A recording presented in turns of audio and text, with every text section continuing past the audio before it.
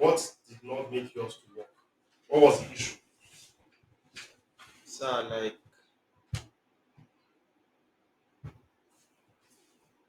Like, it's not bringing out the specific password. Any number I just so put you in. have a logical error. Yes. Yeah, that's what you would say.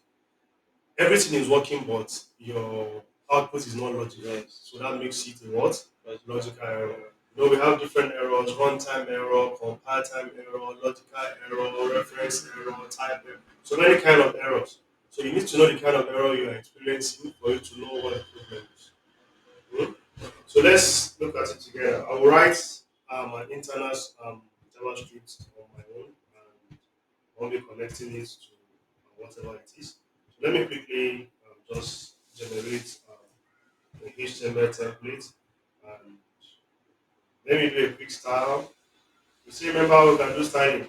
Yes, sir. Hmm? Did we use an internal styling or an inline styling for our own? I use next time. Hmm? I use next time. Let me go live and see what I'm seeing here. So when you go live, I want to go live to the browser and see what I'm seeing. It's giving me yeah, Blank. a blank body here. Let me take my color as don't know why I like this tomato of a color. It gives me this feeling of so things something is happening. So I'm eating tomato already. And after that, we say we want to have what in the body? An input Of of type. type. Let me give it a class name. A class name of let me give it a class name of password, and it will give me an input of type text to the class name of what? Password. Password. Let me check my browser. You can see my input there already. Hmm? Basically, because my body is displaying flex and is justifying items to Center. the center. So out of you use input type is equal to password, then ID is for the password. Yeah, same thing. If I change this to password and I give it an ID, I'll definitely give it an ID of password. You know, there's difference between a class and an ID. My plan is to use the class name to style, the ID to give functionality. So if you come back, it's still the same thing that we're saying. Just that when I'm typing in here, now I won't see the text. Why? Why? I'm typing here, I'm not seeing the text. Because Why? the password. Because the type is what? Password, Short. which makes a whole lot of sense. So let's add the last thing, either an input type button or we'll just add um, a simple button, and let's just call it login. And of course, every button calls a functionality. Either I pass the button to JavaScript and give it an event listener, or I call the function from JavaScript into the button. Anyway, so let me just call this on click. On click, I want to call a particular function. Whenever I have on click is my button there. Is in front of this.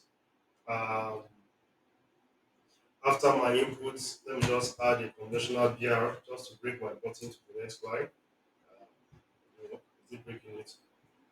Okay, it's not breaking it. Why? Because you're having the I think the clause. We'll talk about why it's not adding it later. Let me have, do I have a class name for my button? I don't have a class name for my button. So these are all, this is just saying the button have a padding of this. You know what padding, margin, font size, border, by now we know all these things. Yeah. Yeah, so it's giving me, I don't like the background color being white, the button. Background color, let's take maybe does the blue work well on um, yeah, so let me take the text color for the button to be white. Let me just do this. Yeah, I think I'm okay with this. The input field and the button. Yeah. So the next thing we want to do after styling is scripting. So somewhere before the closing body tag, I quickly came here and have what? The script. And inside of it, I want to write my JavaScript. So the first thing I want to do, of course, one more thing here. Let's have should we have a display area? No, I'm going to use on class. So um, yeah, you forgot to remind me, but let's add a label. Label for who? Password. Password. And the label will say what? Enter password. Enter password. Alex, are you following? Yes, sir. The label is for password and it says enter password. Of course, you can do your edit to the text, maybe make it big, whatever thing you want.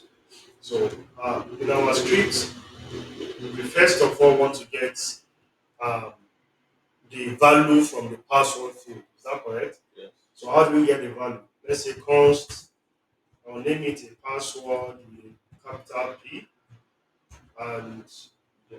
I'm making it either using a query selector or um, get, let me use the one we are used to. You are used to get element by ID. And what ID am I passing? Password. Password. And when you get the element by ID by password, I want to extract Right. the value from the password object. So some things that you can do from now, I can quickly come here and do a CLG and check for what? Password. Password. So that whenever I run this application, I want to test, is this password coming from input to JavaScript? That's what I'm doing. So let me inspect this page, and under my inspect, I go to console. Hmm? And now, if I enter password as Alex and I click on login, do you think it will work? No. No. Why is it not working? So that's going to be password. Because you are not calling functionality yet. Yes. That's basically why it's not working. So let's just go on and call functionality. So let's call it a function. And the function name should be what? Validate. It's already giving us the suggestion to get validate password. And Sir, yes, why do you use the console.log in that script after the password? which one? You used Yes, I console.log. took it out. I wanted to make sure that this guy, whatever it is I enter into that field, is being updated automatically for me. So function validate password, and let's set password. Let's say const. Our default password should be what? Hmm? Let me say my default password happens to be my name, like we did in the last one. So it's a string of my name. Let me say my name with 1, 2, 3. That's my default password. Hmm? Now I want to check if the password is equal to my default password. I want to say login successful. Else I want to say what? Invalid password. Now this function validate password is what I'm going to be calling on my button. Do you follow? So, So that whenever I come into this place, um, yeah, whenever I come here now and I put Alex, for example, I hit on login, what do I see?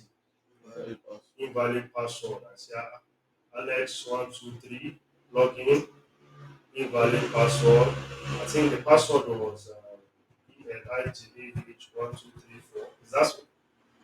Yes. Invalid password. So what is it? Yeah. 123. ELIGAH123 with capital E. So again, let's just run it again. ELIGAH123. And I hit on login. Invalid See password. invalid password. Why? How do we use to check this? So let me quickly do this and change this to text so that we can see what we're doing.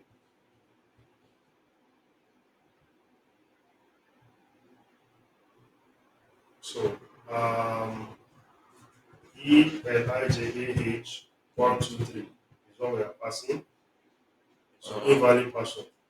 So we have to come here and let's just see. The first thing we want to see is let's console.log whatever password we are passing to be sure in the first place that we are even seeing the same thing in our console. So if I hit on login, I should see it's working now for some reason. Maybe our VS Code will refresh.